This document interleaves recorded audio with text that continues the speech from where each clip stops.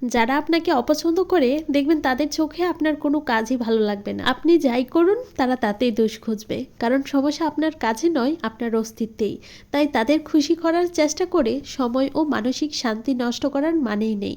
যেখানে আপনার মূল্য নেই সেখানে নীরব থাকাই ভালো। নিজের শান্তি রক্ষা করে অপ্রয়োজনীয় মানুষ থেকে দূরে থাকাই প্রকৃত বুদ্ধিমত্তা। আসসালামু আলাইকুম ভিউয়ার্স, কেমন আছেন সবাই? আলহামদুলিল্লাহ, আমরাও ভালো আছি। প্রতিদিনের মতো সারাদিনের একটি ব্লগ শেয়ার করছি, আশা করছি পুরো ভিডিওটির সাথেই থাকবে। রোজা আসার পর থেকে প্রতিদিন সকালবেলা ঘুম থেকে অনেক দেরি করে ওঠা হয়, আর ঘুম থেকে উঠে মাঝে মধ্যে ছেলেকে রুটি নাস্তা বানিয়ে দেই বা মাঝে মধ্যে নুডলস রান্না করে দিই। আজকে হচ্ছে তাকে সকালবেলা ভাত খাইয়ে দিয়েছি, মানে ঘুম থেকে উঠেছি 11টার দিকে, তখন হচ্ছে ওকে ভাত খাইয়ে দিয়েছি। 1 মাস যাবত ফ্রিজে একটা নারিকেল পড়েছিল আর সেটাই একটু করে নিয়েছিলাম, ডিপ ফ্রিজে রেখে দিয়েছি। আর আজকে মাংস রান্না করব। গরুর মাংস রান্না করলে সব সময় একটু হলেও ডাল রান্না করতে হয়, এটা আমার বাসার নিয়ম। তাই আপনাদের ভাইয়ার জন্য অল্প একটু ডাল রান্না করে নিয়েছি, খুবই অল্প পরিমাণে আর কি। আর এখানে হচ্ছে অল্প পরিমাণ মাংস কিন্তু আমি হাতে মেখে ম্যারিনেট করে রেখে দিয়েছিলাম প্রায় আধা ঘন্টার মতো। তারপর হচ্ছে অল্প কিছু পেঁয়াজ কুচি তেলের সাথে ব্রাউন করে ভেজে নিয়ে মেখে রাখা মাংসগুলো দিয়ে দিয়েছি।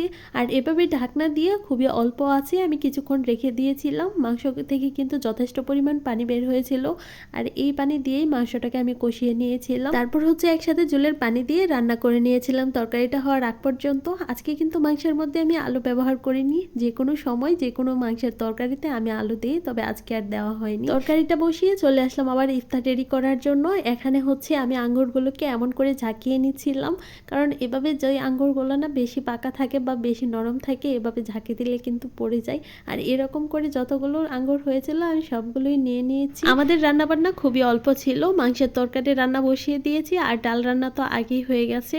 ওয়াসির জন্য আজকে তেমন তরকারি রান্না করতে হবে না। আমাদের জন্য হচ্ছে সেহরিতে মাছ ভাজা করতে হবে। ডেলা মাছ বের করে আমি নর্মাল ফ্রিজে রেখে দিয়েছিলাম। আজকে হচ্ছে বাঙ্গির শরবত বানাবো, তবে ঠান্ডা ঠান্ডা বাঙ্গি আমার কাছে চিনি দিয়ে খেতে খুবই ভালো লাগে। তবে এই বাঙ্গিটা হচ্ছে অন্যরকম, এটা শরবত বানিয়ে খেতেই ভালো লাগে, চিনি দিয়ে খেতে ভালো লাগে না। এটা হচ্ছে একটু শক্ত শক্ত, আর ওই বাঙ্গিটা হচ্ছে একটু নরম থাকে।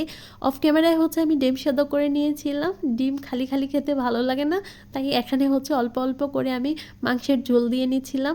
মাংসের ঝোল দিয়ে কিন্তু ডিম খেতে খুবই ভালো লাগে, মানে সেদ্ধ ডিম আমি এমন করে প্রায় সময় খাই।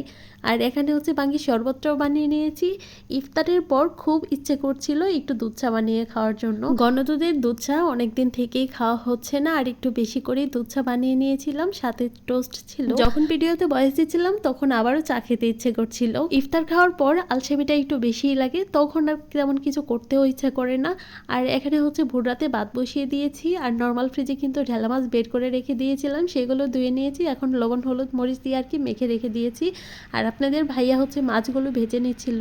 আজকের ভিডিওটি এখানেই শেষ করছি। কেমন হয়েছে কমেন্ট করে জানাবেন। সবাই অনেক বেশি ভালো থাকবেন, আমাদের জন্য দোয়া করবেন। আল্লাহ হাফেজ সবাইকে।